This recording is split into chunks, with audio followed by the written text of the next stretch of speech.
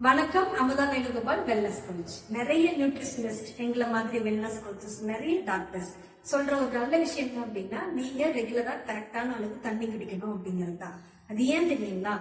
உங்க ஹோல் பாடியில, உங்க பிளட்ல 85% தண்ணி இருக்கணும். அது மட்டும் இல்லை, உங்க மசில்லயும் உங்க பிரெயின்லயும் 75% தண்ணி தாங்க இருக்கு. உங்க ஸ்கின்ல 80% தண்ணி இருக்கு. உங்க லங்ஸ்ல 90% தண்ணி இருக்கு. அது மட்டும் இல்லை, உங்க போன்ஸ்ல 24% தண்ணி தாங்க இருக்கு. நீங்க உங்க வெயிட்டுக்கு ஏற்ற அளவு தண்ணி குடிச்சீங்க அப்படின்னா, நீங்க சாப்பிடுற சாப்பாட்டுல இருக்கிற நியூட்ரிஷனை ஈஸியா அப்சர்வ் பண்ணலாம். உங்க ஹோல் டே நல்லா ஆக்டிவா இருக்கலாம். நீங்க எது திங்க் பண்ணாலும் நல்லா ப்ரொடக்டிவா திங்க் பண்ணலாம். எதிர்ப்பு சக்தி அதிகமா கிடைக்கும். கடவுள் கொடுத்த ஒரு இயற்கையான வரப்பிரசாதம் என்ன அப்படின்னா தண்ணி தாங்க.